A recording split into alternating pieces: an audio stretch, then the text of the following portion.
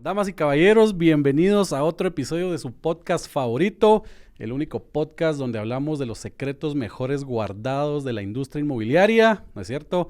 Pero es el único podcast donde hablamos de mercado, finanzas, ventas, impuestos, cualquier tipo de información que tenga que ver con real estate o bienes raíces, ¿verdad? Bienvenidos a todos, muchas gracias por ser fieles oyentes. Esperamos que esta información pues les sea de mucha utilidad a todos. Les recuerdo que si alguno de estos episodios les ha servido en algún momento, pues por favor compártanlo con sus amigos, no sean egoístas, para todos hay información y todos tienen que aprender. Pues les recuerdo que estamos en Spotify, en Apple Podcast, en Stitcher, pues en todas las plataformas que existen de podcast, ahí nos pueden encontrar y ahí nos pueden compartir. Y el día de hoy también quería aprovechar para darles un pequeño tip a todos ustedes amantes del podcast.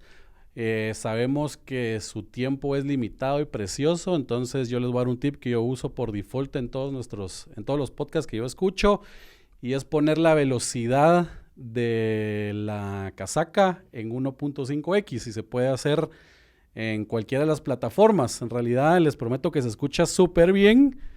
Y pues acortan el tiempo del podcast en un 25% como mínimo, y así logran ponerse al día con todos los podcasts, los 40 y pico podcasts que llevamos nosotros y con todos los demás que escuchen. Entonces, pues ese fue el tip del día de hoy. Pero bueno, el día de hoy tenemos un temazo y un invitadazo.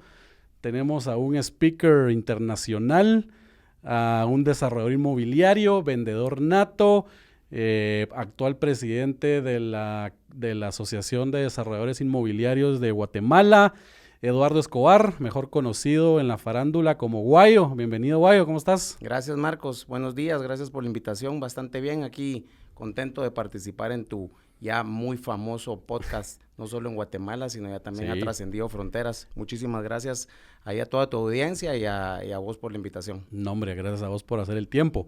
Guayo, danos un minuto para que toda la audiencia te conozca un poco, contanos.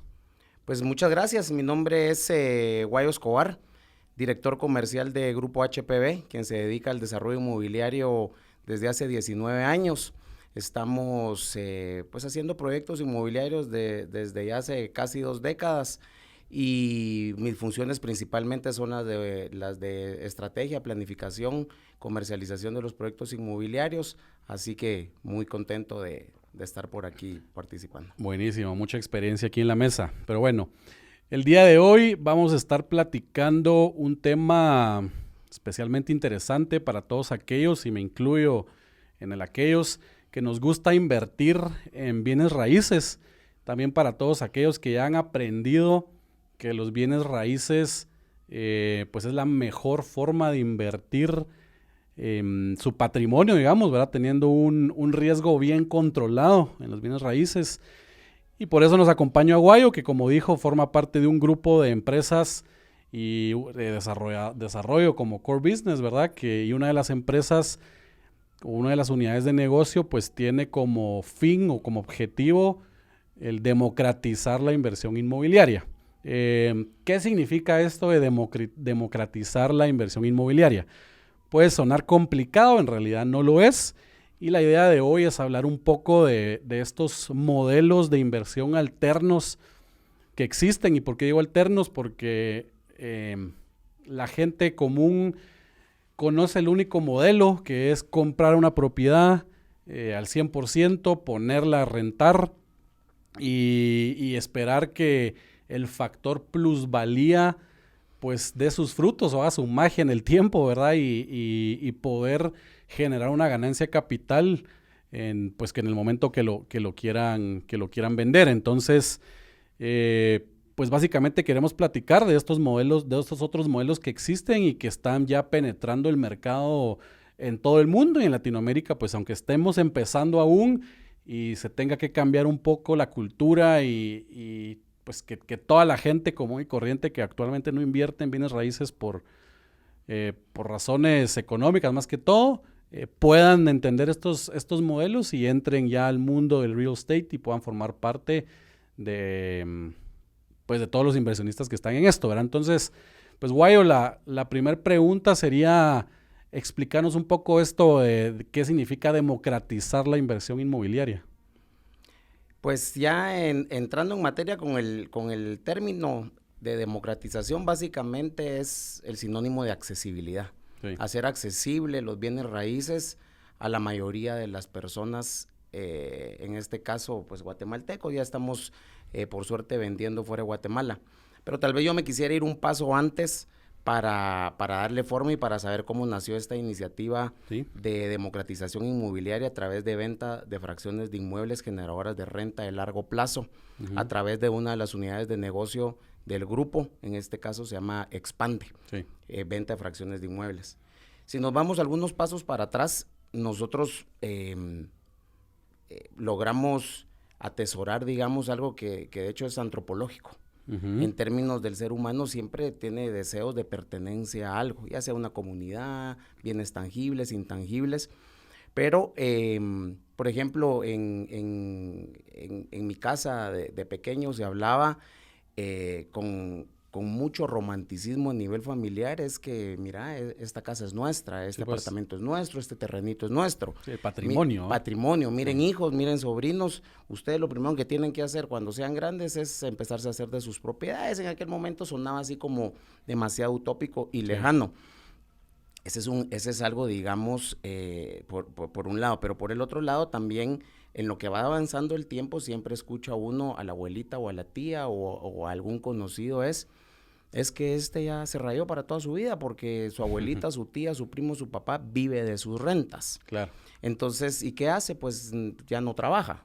Sí, pues. Entonces, uno va captando esos mensajes, estoy hablando en la juventud. Después de eso, ya en otro contexto ya más profesional, avanzando a la universidad es, pues, ¿cómo hago yo? De primero, lo que uno piensa es voy a comprar una casa o un apartamento en donde vivir. Claro. Y por el otro lado, uno siempre piensa, voy a buscar un trabajo que me dé comer y que me permita invertir esos bienes raíces. Sí. Pero muy pocas personas, y en países como los nuestros, con limitadísimas opciones de inversión, y antes de limitadísimas opciones de inversión, con altísimas, pocas posibilidades. Barreras también. Y muchas barreras, pero sobre todo desconocimiento, no hay cultura, cultura de inversión, y digamos... Ni de ahorro ni de inversión. Ni de ahorro ni de inversión, y académicamente aún más. Sí. Académicamente a uno lo preparan, vamos a decir que para buscar trabajo. Claro. Sí, seguro. Esa es la educación desde colegio, universidad, hasta en las escuelas de negocio, que hasta ahorita están empezando a cambiar un poco, y ahora se va todo el tema de emprendimiento, ¿va? Pero todavía te van dando todas las directrices para ser un trabajador de Entonces uno está chipeado, digamos... y eso no solo es Guatemala, eso es a nivel mundial. Uno está chipeado para buscar trabajo, porque eso le favorece a las grandes corporaciones. Sí. Entonces la educación financiera también es limitada, o por lo menos hasta hace unos 10 o 15 años. Yo en los últimos 10 años es que empecé a sentir el cambio, digamos. Y es por el internet. Por el internet, las nuevas generaciones, el acceso a mayor información y a otras culturas y a otras formas de inversión, empieza a cambiar en Guatemala. No obstante, países más desarrollados la vieron venir hace décadas. La bolsa de valores en Estados Unidos empezó hace más de 40 años. Sí, todos estos modelos de fibras y eso existían desde los años 30. Las fibras, ¿no? El acceso a ser dueño de las grandes corporaciones. Sí. El gobierno de Estados Unidos en algún momento lo entendió y dijo, como país, para crecer necesitamos de la mayoría de la población que también tenga ese acceso. Claro. Entonces, fuimos encontrando eso, y nosotros en la oficina empezamos, como mencioné, en el 2002, de hecho, a hacer proyectos inmobiliarios tradicionales, a hacer un proyecto especulativo, entendiéndose por buscar un terreno, montarle algo encima, buscarle la vocación, ponerlo a la venta y ganar una utilidad, un retorno sobre el proyecto para los inversionistas.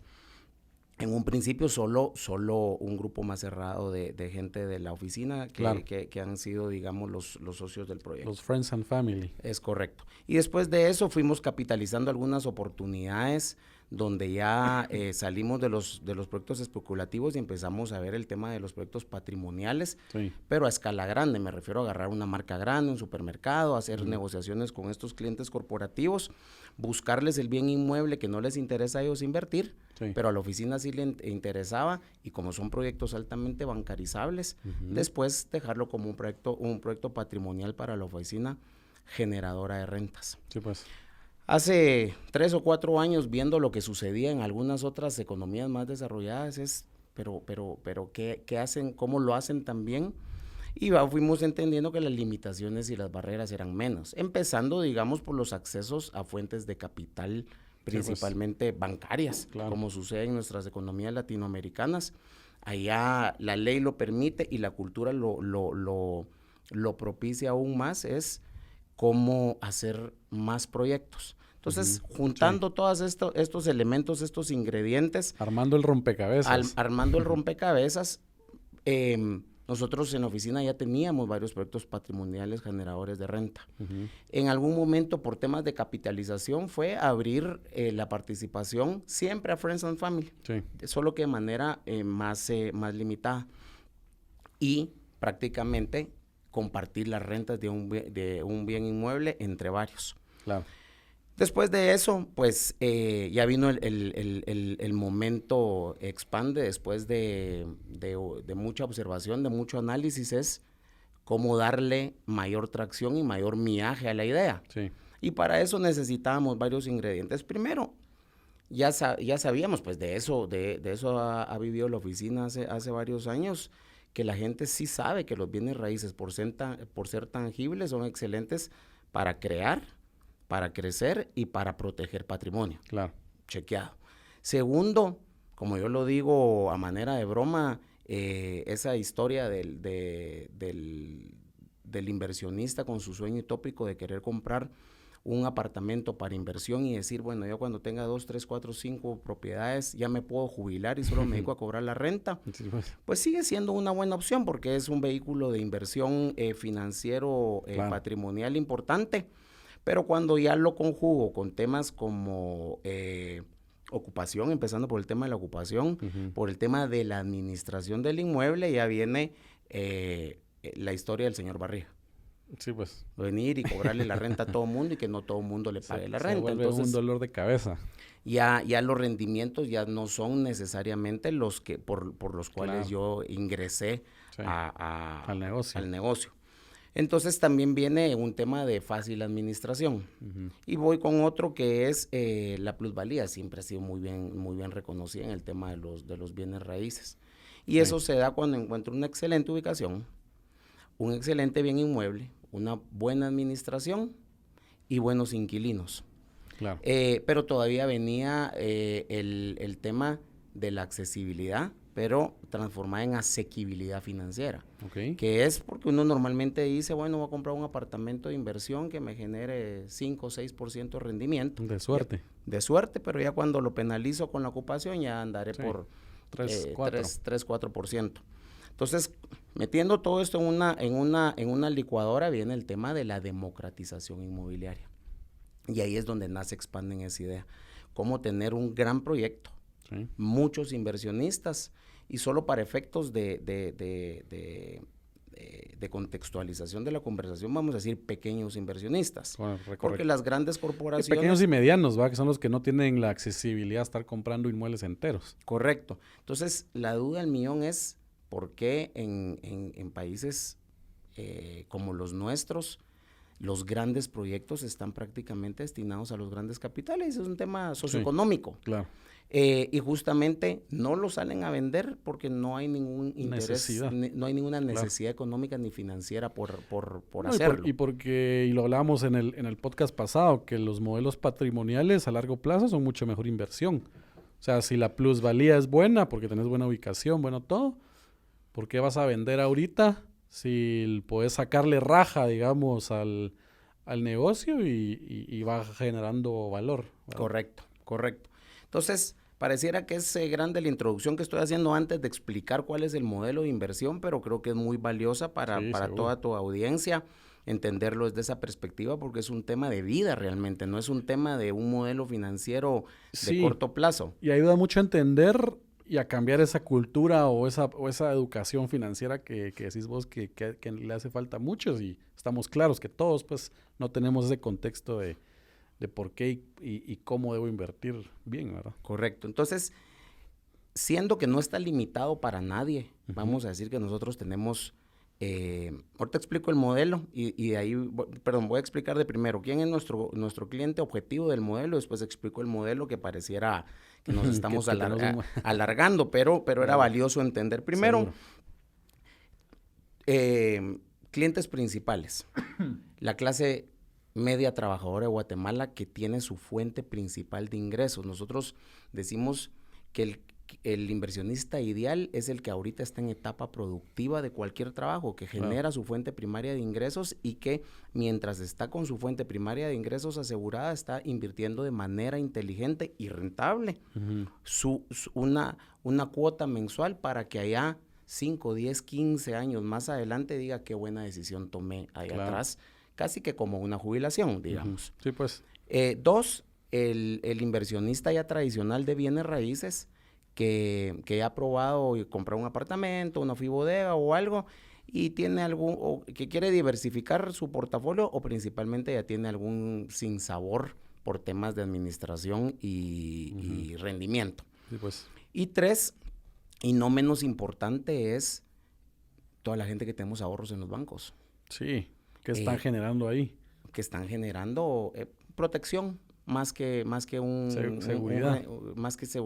Protección y seguridad, más que un rendimiento como tal. Entre comillas, ¿verdad? Porque en realidad la tasa, la seguridad de tenerlo en un lugar, pero el valor se pierde todos los años porque la inflación es más alta que esas tasas que te están dando por tener tu dinero guardado. Entonces, estás perdiendo valor, no estás perdiendo dinero como tal, pero tu dinero está perdiendo valor todos los años. Claro. Entonces, como que te estuvieran robando, ¿sí? Esos elementos, pues, conforman, digamos, nuestro mercado objetivo. Ahora, ¿de qué se trata el modelo de inversión? Este modelo de inversión, que es un tema de democratización inmobiliaria, es agarrar un gran proyecto, generador de rentas de largo plazo, y compartirlo con una gran cantidad de inversionistas. Sí, pues. ¿Y cómo funciona? Con venta de fracciones de inmuebles en copropiedad. Y lo voy a hacer con un ejemplo, porque de hecho ya lo estamos haciendo con un primer proyecto que ya se está desarrollando. Ya el modelo ya se está implementando, ya estamos a la venta con un activo inmobiliario comercial, generador de rentas. Y en su etapa de construcción, que lo hace todavía mejor, porque no necesito toda la plata para invertir inmediatamente, sino se hace como cualquier bien inmueble con un porcentaje de enganche fraccionado durante la construcción. Entonces, en este caso que ya tenemos nosotros el proyecto, agarramos, y lo voy a hacer con un ejemplo específico, agarramos un grupo de locales que vamos a decir que tiene un valor de $1 millón entre el grupo de locales, es más, pero para efectos del ejemplo, ese $1 millón, cuando empiece a operar, va a generar rentas de $70,000 al año. Y tiene un valor de mercado de acuerdo al bien inmueble.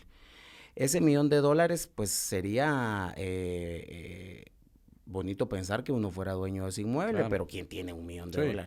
Eso líquido solo para comprarlo. Sí, eso es muy poca la gente que lo tiene. Sí. Entonces, ese $1 millón nosotros lo partimos en fracciones de inmuebles, en este caso 100 fracciones de inmuebles, y le adjudicamos un valor de $10,000 a cada una de las fracciones. Okay. Estas fracciones en expande, nosotros le llamamos CPIs o cuotas de participación inmobiliaria. Okay. De manera tal que los $70,000, $1 millón de valor del inmueble, lo dividimos en 100 fracciones, a cada una de las fracciones pues le corresponden $700 al año de rentas, que equivale al 7% de rentabilidad. Y esos 700 ya quitando administración, ya está desquitada la parte vacancia. Ya está desquitada la parte de vacancia, sí, pues, de ocupación, de administración. Cada quien recibe $700 al año. Ya. En este primer proyecto por temas comerciales decidimos no vender menos de 3 fracciones. Entonces, la inversión mínima es de $30,000, lo cual representa $2,100 al año, que es el mismo 7%. Sí, pues. Y con las siguientes ventajas. Primero, como estamos en etapa de construcción, uno está pagando el 20% de enganche fraccionado durante la construcción. Y después, a partir de aperturado, que ya es bueno, ya salimos con 2 paquetes. De hecho, el primero ya está 100% vendido, el segundo se entrega para finales del próximo año, que es donde uno termina de pagar el enganche. Ahí entra en operación todos los inquilinos del proyecto comercial, que son los que nos van a pagar la renta. Pero el modelo, lo bonito que tiene es que uno puede participar desde $300 al mes. Sí, pues. De enganche, y después, ya sea que el inversionista pague de contado el saldo del 80%, o bien nosotros le transmitamos un crédito fiduciario a 7 años, pero ya estoy recibiendo rentas. Claro, se paga solo tu crédito. Pues hay una porción que todavía se debe pagar, pero ya estoy construyendo mi patrimonio. Sí, pues. Y por último, y no menos importante, es la parte administrativa, que tiene 2 componentes. La oficina no vende todas las fracciones de inmueble. De los bolsones se está quedando con un 30% de esas fracciones de inmuebles, entre otras cosas, porque es un buen negocio. Para retener la administración de manera tal que el mantenimiento, inquilinos, que se mantenga intacto. todo, seguimos teniendo una buena cantidad de intereses administrativos y financieros. Alinear objetivos con todos, ¿no? Alineando objetivos con todos. Las rentas se cobran a los inquilinos, se administrarán por una vía muy transparente para todos a través de fideicomiso. Y después de eso, las rentas se reparten proporcionalmente en todos los que somos copropietarios. Claro. Entonces, en eso consiste, Marcos, el modelo de inversión. Buenísimo. Y al final, pues, una pequeña conclusión que podemos sacar es que el modelo es para dar accesibilidad a todos los pequeños y medianos inversionistas que puedan entrar a este mundo, ¿verdad? El mundo de real estate, y como vos decís, crear patrimonio, ¿va? Pues sí, en realidad sí, porque por pura programación mental, alguien solo dice, sería lindo ser dueño de algún bien inmueble, pero eso es muy caro, eso no es para mí. Sí. Pero cuando lo entienden, digamos, de esa accesibilidad, con 2 componentes. Primero, por el ticket, que es bajo. Muy caro en este caso, que es bajo, y el otro, por la forma fraccionada de pagar las cuotas. Que es otro beneficio. Entonces, es otro gran beneficio. Dicen, sí, este es ideal. Y si a eso le sumamos el tema del rendimiento, le sumamos un gran proyecto tangible atrás, y le sumamos que no se tienen que despeinar, como digo, para el tema de la administración, entonces es el negocio ideal. Claro. Sí, ser pasivos, ¿va? Dejar que los expertos se encarguen de generar las rentas. Es correcto. No, buenísimo. Al final creo que quedó claro el modelo que ustedes están utilizando. ¿Qué otros modelos existen en este mundo que has escuchado? Me imagino que los tenés bien en la vista, pues, que existen para otros tipos de desarrollos. Pues en Guatemala ya mencioné que son limitadísimos, digamos. En Centroamérica un poco menos limitados, pero digamos también tiene que haber un poco cultura para ir a invertir a otros países. Pero digamos en economías más desarrolladas como Estados Unidos, México, Colombia y varios países de Europa, muchísimo más evolucionado, con bastantes años, si no es que décadas adelante. Vamos a decir que la máxima de esos son los REITs, que son prácticamente en español y en México que más se utiliza, que son las fibras, que son los fondos o los fideicomisos inmobiliarios en bienes raíces. Sí. Ese es un excelente negocio. En el sentido de expande, digamos, o lo que estamos haciendo nosotros, persigue el mismo fin, que prácticamente es dividir las rentas de un activo generador de rentas entre varios participantes, solo que allá con otros marcos jurídicos, digamos. Correcto. En el caso de los fideicomisos, ¿cómo funciona? Pues se arma un fideicomiso, se aporta un activo inmobiliario ya estabilizado. Ajá. ya generador de rentas, y prácticamente las rentas se reparten entre todos a través de participaciones fiduciarias de los inversionistas que compran su participación en el fideicomiso. Y ahí pues entraste a un punto que quería tocar yo importante, todo, cómo se maneja todo el esquema legal, ¿verdad? Porque mencionas fideicomisos y pues la audiencia que entiende esto, pues lo entiende re bien, pero para los que no entienden, o sea, un fideicomiso, ¿por qué un fideicomiso? Eso es lo que le da la certeza al negocio, porque al final, pues cualquiera que quiere invertir en uno de estos modelos y que ahora normalmente se hacen por medio de internet, ¿verdad? Vos tenés tu como wallet en una página y ahí metes dinero y solo vas viendo cómo va generando rentas, pero cómo tenés certeza que esa página o que ese negocio, que ese modelo, como expande, pues tiene una certeza jurídica atrás, ¿verdad? Que no nadie se va a salir corriendo con el dinero. O sea, a perder en el ínterin del proyecto. Claro, por supuesto. Digamos, tal vez partiendo la pregunta con dos respuestas. La primera, ¿cómo entiendo yo que funciona en otros países? El inversionista debe de hacer directamente o a través de un tercero autorizado Sí. por las... Que son brokers, ¿no? Que son brokers, digamos, es muy similar a la bolsa, Sí. digamos, solo que la bolsa es en vez de invertirme en alguna .com, en algún tema de tecnología, Sí. por favor, broker, invertime en real estate, Claro. con rendimientos bastante más modestos que lo que pudiera ser un tema especulativo de tecnología, digamos. Sí. Pero el inversionista no debería dejar nunca de hacer su due diligence a través de quien está comprando, digamos. Claro, seguro. Pasa que ha ido evolucionando mucho a través de todas estas páginas de internet, como mencionás, y tendrá que hacer su investigación de rigor para ver si todas Sí. estas tienen las autorizaciones Claro. de las instituciones correspondientes en cada país. Y es que en países desarrollados los brokers no son cualquier persona que se quiere dedicar a vender inmuebles o este tipo de vehículos, sino son personas certificadas, autorizadas a hacerlo. Entonces podés decir, confío en esta persona, ¿verdad? Correcto. Aquí en Guate no. Correcto. No tanto funciona así. En nuestro caso, perdón, funciona diferente. Se podría hacer de dos formas, digamos, una es a través del registro de mercado de valores y mercancías, a través de que alguna... es público, que es público, digamos, a través de alguna emisión accionaria, que tiene Sí. que llevar un proceso regulatorio, algunos temas de autorizaciones. Así se hacen algunos temas de este tipo. Ese no es nuestro caso. Claro. En nuestro caso es un tema 100% inmobiliario.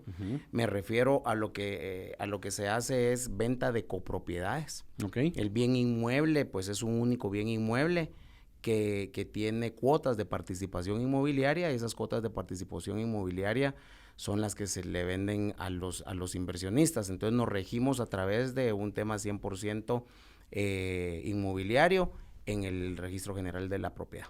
Ya. Entonces esa es la parte de la certeza jurídica. Sí, pues. Lo que mencionabas del tema del fideicomiso, eso más bien es un vehículo de transparencia administrativa. Claro. Porque en la mayoría de países, pero digamos, ahorita si hablamos de Guate, los fideicomisos solo pueden ser constituidos por instituciones autorizadas. Claro. Por la superintendencia de bancos. En este caso los bancos o las financieras o cooperativas. Ese va a ser nuestro caso.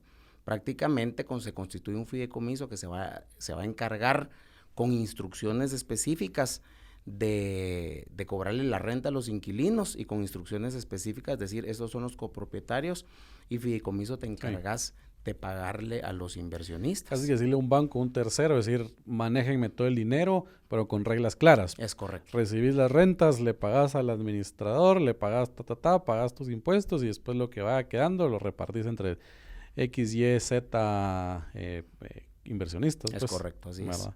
Y de esa forma, pues, es como que tercerizando el tema es donde se genera la certeza jurídica para el inversionista. Pues. Sí, es correcto. Así Si no es. se hiciera por medio de alguna sociedad de inversión, una sociedad anónima aquí en Guatemala en este caso, si hubiera una confianza, que es como se manejan pues, los proyectos patrimoniales, pero que no estás metiendo a terceros, ¿verdad? Que solo sos vos o tu gente y no necesitas crear un fideicomiso o algo para Y te voy a decir que es un tema de etapas y por eso separé la respuesta en dos. Primero, el tema de la certeza jurídica que mencionabas, esa se da a través de que yo soy dueño en copropiedad de una fracción de inmueble. Sí. Esa es mi certeza jurídica de mi inversión.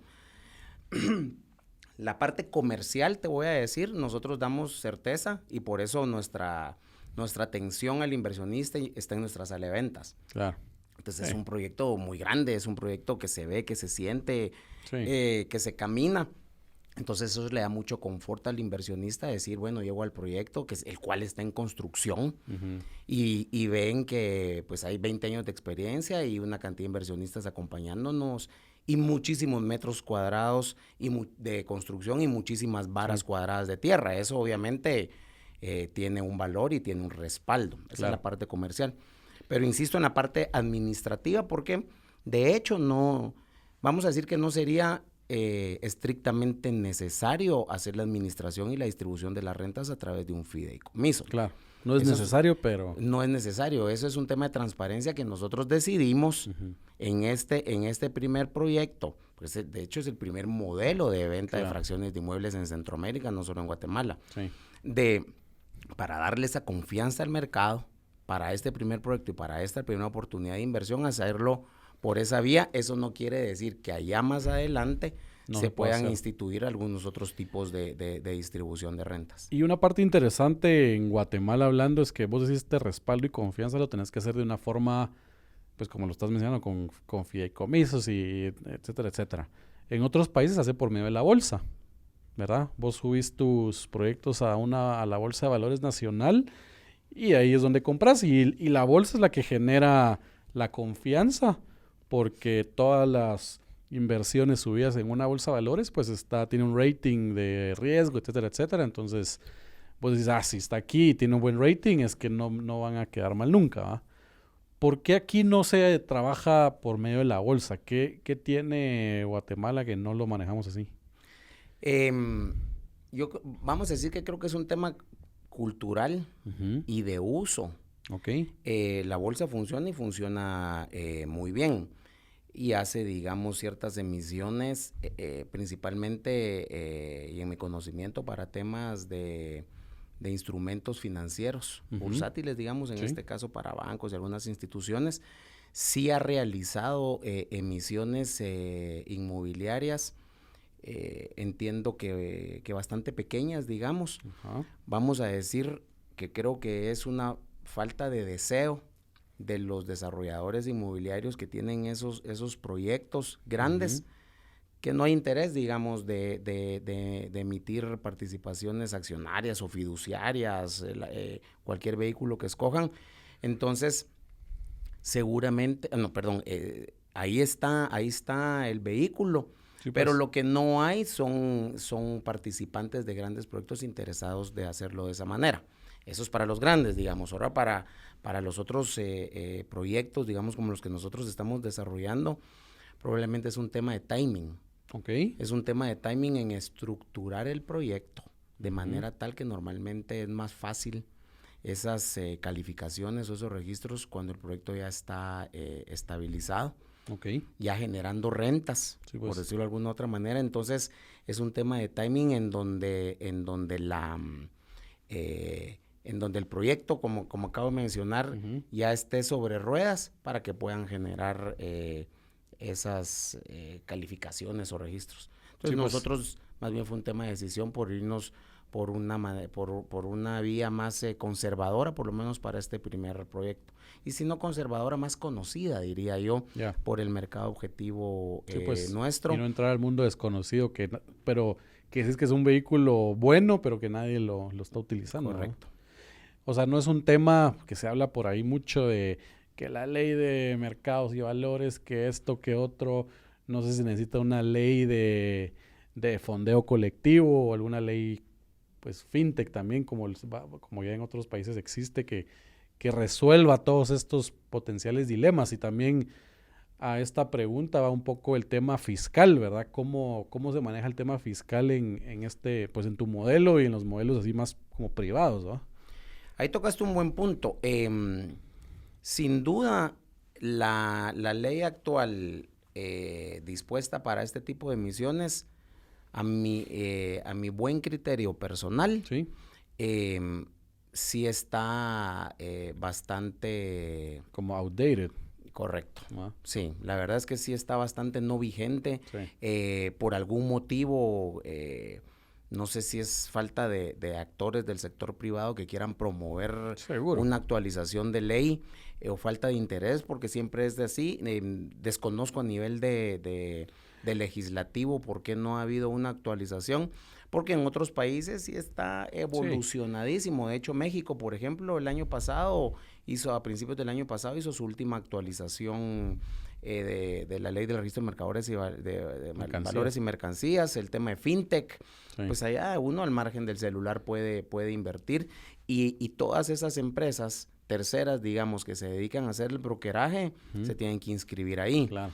Yo creo que, como mencioné, opinión personal, es que hay una falta de interés, propuestas para poder promover una actualización. Pero propuestas, y como dice el dicho, la innovación va siempre antes de la reglamentación, tiene que venir alguien que quiera innovar y hacerlo, y empezarlo a hacer de una forma para que venga la reglamentación y, pues en ese caso, una potencial ley que regularice y norme toda esta forma de trabajarlo,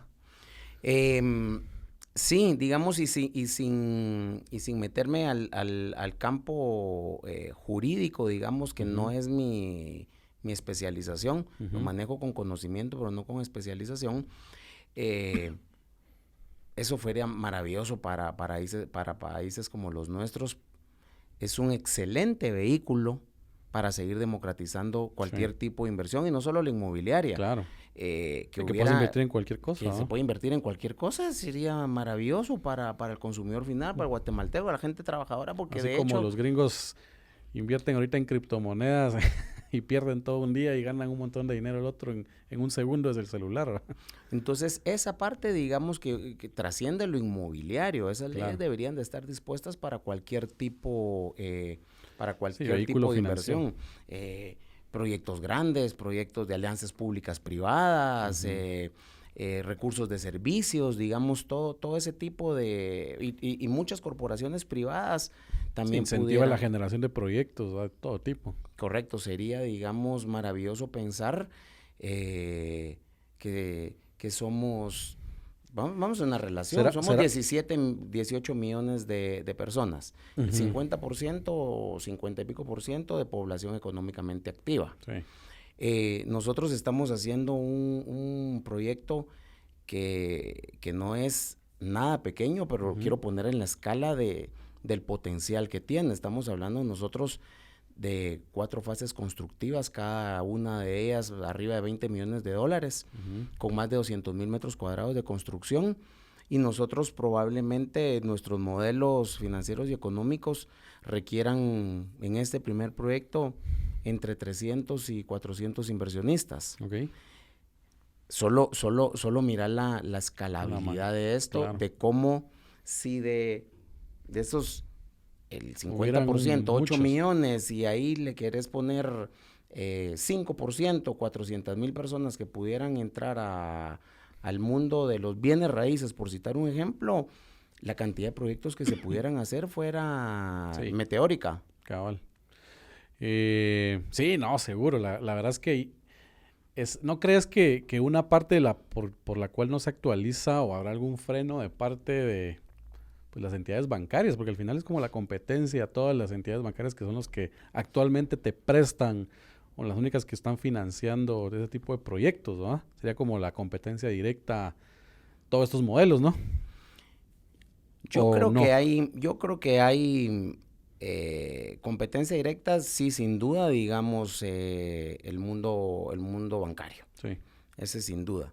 El otro es el tema de quiero hacer un negocio.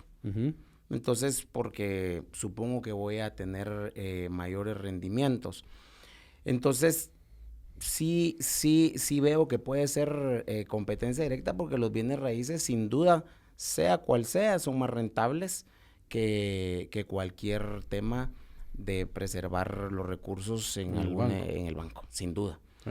Entonces, Y por eso mencioné en un principio que la falta de interés o el exceso de desinterés de los actores, de varios actores, son los que no promueven alguna actualización de ley. Sí, pues interesante, va a entrarle a ese tema porque, pues como decís, se puede potencializar toda la industria inmobiliaria y todas las industrias y por ende el país, ¿verdad? Generar más movimiento en la economía y por ende crecer exponencialmente. Y digamos, y en ese sentido vamos a decir que si fuera así, digamos, alguna participación no activa de los bancos tampoco tiene sentido. Tampoco tiene ningún sentido porque, por ejemplo, en nuestro caso, como mencioné, 20% enganches durante la construcción y el saldo financiado. Claro. Entonces, nosotros también hacemos las alianzas con los bancos y ese banco va a agarrar a ese inversionista y lo va a capitalizar. Claro. Y lo va a capitalizar lo que comúnmente se conoce en nuestro negocio para descontar cartera. Sí. Pero ese inversionista le va a llevar no solo el crédito fiduciario o prendario de este tipo de inversiones, sino atrás viene todo el ecosistema de los bancos para poder capturar a ese cliente y hacerlo su cliente y ofrecerle otro tipo de cosas. Y por el otro lado, el proyecto también otorga no solo proyectos, sino los clientes o los inquilinos utilizan sistemas de cobros, etcétera. Entonces es un dinamismo que yo no le encontraría sentido el por qué limitarlo. Se pierde negocio en un lado, pero se gana en un montón en otros, pues. Entonces al final probablemente es un balance positivo. Y nuevamente, si las economías más desarrolladas tienen muchos años de hacerlo. Y siguen existiendo. Y son enormes. Por ejemplo, México empezó con esto hace 9 años. Ajá. Y en México también hubo una empresa, un loco ahí, visionario, como Grupo HPB, que dijo, hagamos esto. Ajá. Entonces, claro, lo empezaron a hacer. Y ahí, al día de hoy, las escalas son otras, digamos, con varios ceros de diferencia. Pero habrán empezado con 50,000 metros cuadrados. Hoy son más de 8 millones de metros cuadrados, si no es que más de 500 proyectos que manejan los mexicanos, los fideicomisos bajo este modelo de inversión.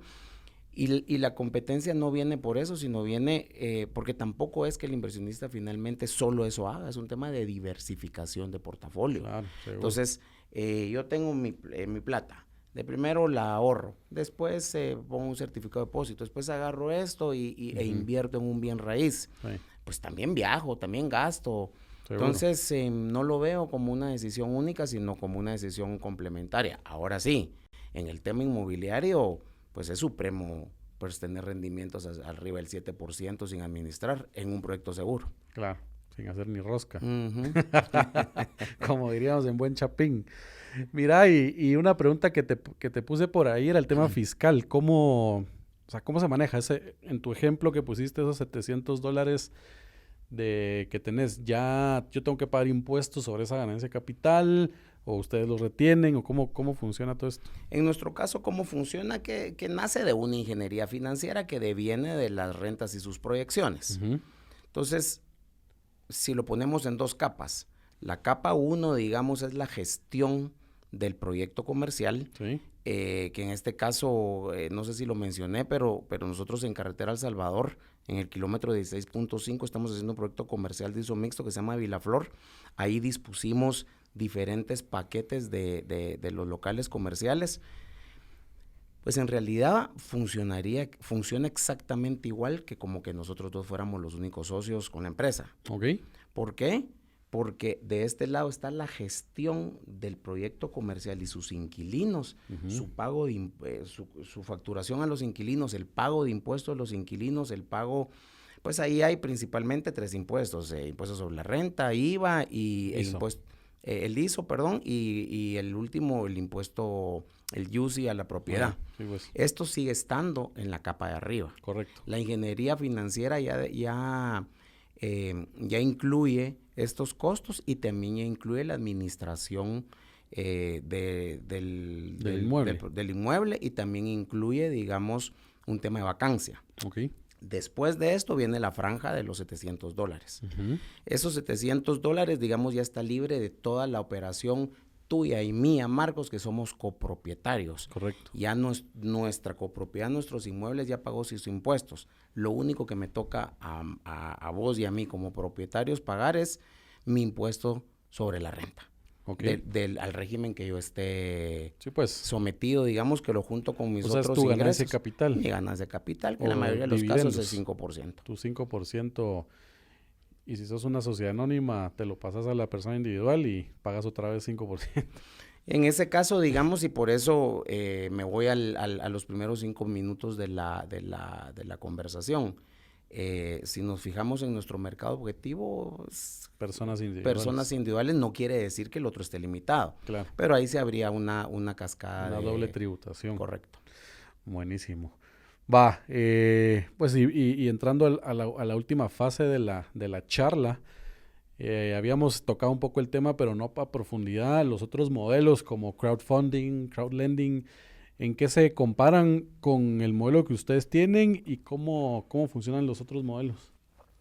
En Guatemala no conozco ninguno de los dos, ni crowdfunding ni crowdlending, salvo en grupos limitados de 3, 4, 5, 10 personas, como siempre hemos trabajado. Claro. Todos los desarrolladores inmobiliarios, no importa si son gigantes, grandes o medianos, pero es la asociación de un grupo de personas que pone capital de trabajo. Sí. Este crowdfunding es fundemos equity y crowdlending es entre muchos prestemos. Correcto. Básicamente.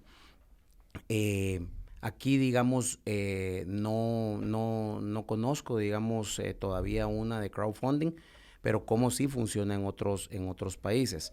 Allá hay 3 actores principales. Uno es todos los inversionistas. Sí. Segundo es el desarrollador inmobiliario y tercero es un gestor. Okay. Digamos un broker, pero es una agencia de inversión, digamos que es la que analiza proyectos y como que mide el riesgo y es el que pone la cara frente al cliente individual y dice, aposta por nosotros confiamos que te va a entregar el retorno que están diciendo. Es correcto. Entonces esta tercera institución, empresa, realmente son empresas privadas que lo que hacen... Su negocio es una comisión sobre el monto que están captando los proyectos o los desarrolladores. Exactamente, pero digamos ellos generaron varias cosas. Primero generaron un modelo de negocio y su modelo de negocio es ganarse una comisión. Correcto. Casi que como agencia inmobiliaria, digamos, con algunas otras acotaciones. Sí. ¿Cuáles de ellas? Primero se tuvieron que registrar en los registros de allá, digamos, en la Superintendencia de Bancos de México, el equivalente al registro del mercado de valores y mercancías y todo eso, cómo funciona el mercado mexicano, y los otros también, digamos, Estados Unidos y algunos de Sudamérica. Pero ellos ya ganaron una fiducia, digamos. De primero ganaron legislación y segundo ganaron una fiducia. Y él le da él da una doble fiducia. Le dice a todos los inversionistas pequeños, le dice, miren, inversionistas, yo ya le hice el due diligence a este desarrollador inmobiliario. Correcto. Y el proyecto tiene todas las cualidades para funcionar, más no toma responsabilidad. Sí. Y aquí estamos hablando que funciona, solo para entender, en más proyectos especulativos, ahora no proyectos patrimoniales, tanto. Hay de los dos, digamos, se nació para los especulativos y ahorita justamente hacia eso iba a ir. Entonces le dice al desarrollador también, mira, yo te voy a conseguir clientes y esos clientes que te voy a conseguir cumplen con todos los temas de regulaciones y son lavado de dinero. Lavado de dinero, digamos, y todo ese tema. Digamos, te voy a traer inversionistas sanos. Claro. Y abren y aperturan un llamado capital que puede durar 3, 6, 12, 18 meses mientras el desarrollador avanza con todo su proceso de planificación. Correcto. En algunos casos tiene el terreno comprado o no, y en otro caso ya tiene invertido todos los soft costs. Los soft costs sí, digamos, que es la parte del equity del desarrollador inmobiliario. Correcto. Y el porcentaje que dispongan como capital de equity para el banco, ¿sí? Que se tiene que reunir entre el desarrollador y entre 100 inversionistas. Este tercero es el que garantiza de cierta forma, digamos, en que esos 18 meses o 12 meses del llamado capital transcurren ya sea de un solo pago o en varios pagos, porque hay de todo también. Sí. Y allá se juntan y dicen, bueno, ya se juntó la plata, ya se dieron los requisitos mínimos para que se juntó el 30% de equity que se necesitaba entre inversionistas y desarrolladores y todos cumplen. Y ellos mismos, en algunos casos, participan para el banco y le dicen también que ya está el levantamiento de capital. Sí. Y ahí empieza esa parte donde ya entra el banco A financiar la construcción, digamos. Entonces es una buena fiducia durante el tiempo de levantamiento de capital. Sí, pues.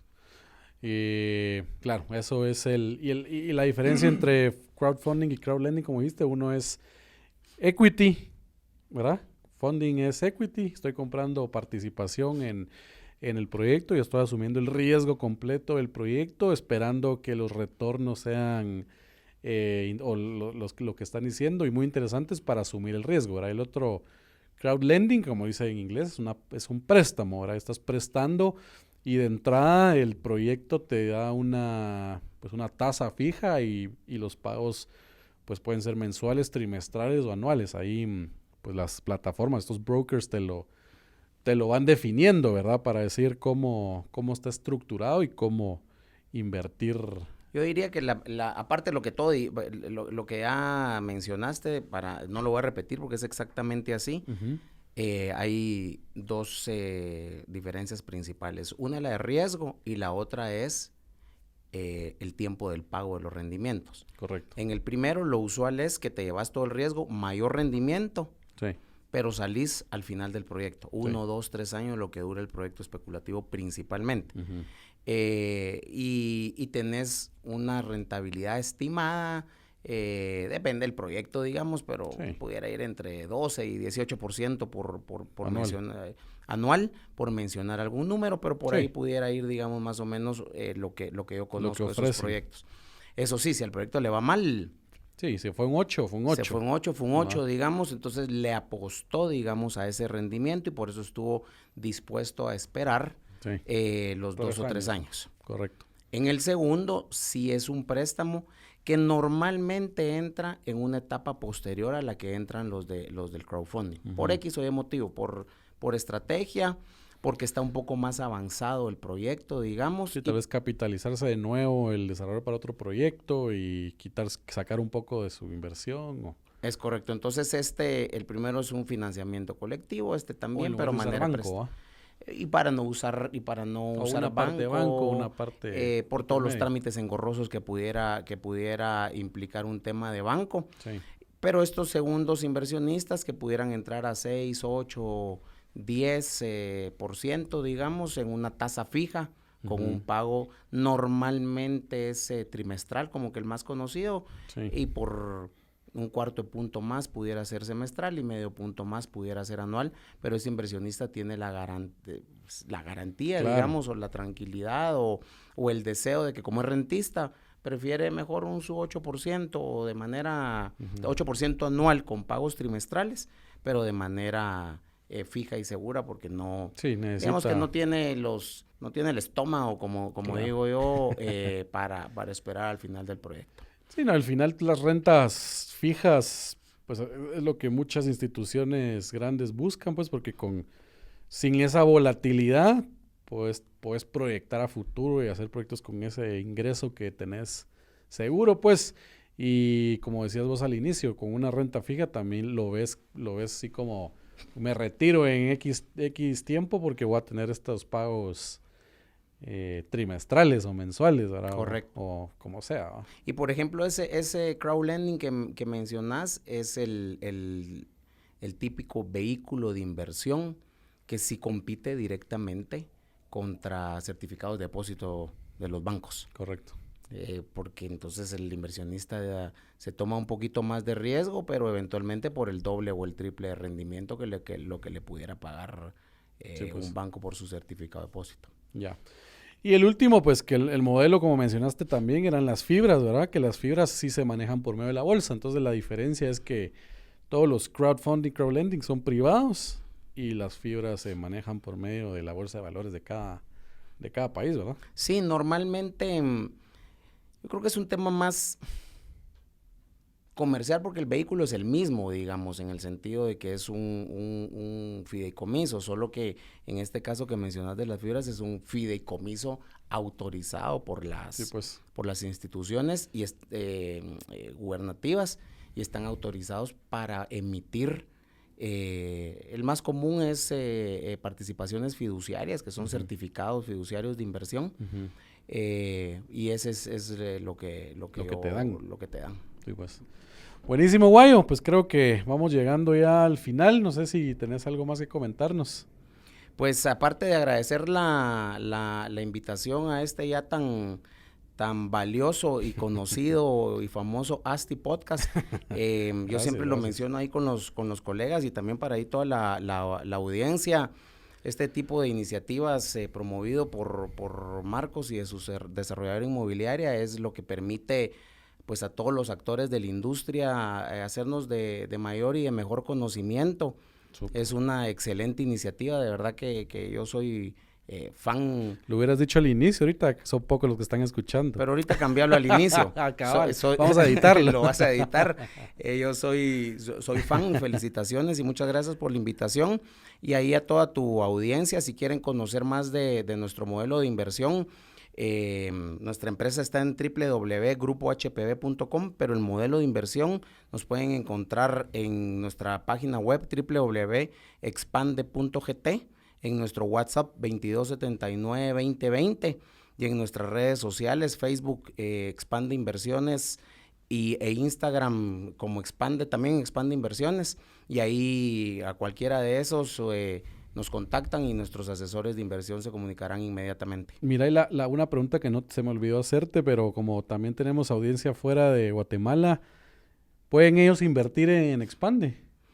Pues qué bueno que me recordaste, te voy a decir, porque es una super opción que está funcionando. Yo creo que aquí ya le hablo a todos, digamos, de los inversionistas de Guatemala. Mucha gente de afuera ve a Guatemala como un destino ultra seguro para invertir. Sí. Versus otros países que no tienen ni la misma estabilidad económica y tampoco tienen las mismas oportunidades que ahorita está tan activo el mercado inmobiliario. A nosotros pues estamos muy contentos porque ya empezamos a vender y con muy buenos frutos el mercado migrante guatemalteco en Estados Unidos. Sí, pues. Pues ya sabes que todos mandan sus remesas transformadas principalmente para consumo, pero muchos de ellos también con el deseo de inversión. Claro. Y reconocen, al igual que cualquier inversionista, que los bienes raíces es excelente, pero aquí hay algo principal. Salen y no dependen de sus familias como para una inversión inteligente y segura. Entonces ya se crea un vínculo directo y no a través de los familiares. Para que no se lo gasten. Para que no se lo gasten, la verdad no lo quería decir de esa forma, sí, pero le damos transparencia a todos los inversionistas y ahora pues ya sabes que todo el tema de transferencias internacionales es una maravilla. Sí. Y también nos han tocado las puertas en los últimos meses inversionistas centroamericanos que ven a Guatemala como una maravilla, así que yo sé que como has trascendido fronteras, Guatemala es un excelente destino y nuestro modelo de inversión expande con el proyecto ya en proceso, pues aún mejor. Interesante. Bueno, buenísimo. Qué bueno, muchas gracias entonces, Guayo, y pues a toda la audiencia, síganos también en nuestras redes, ASTI Desarrollos, y pues nada más, nos vemos el próximo episodio.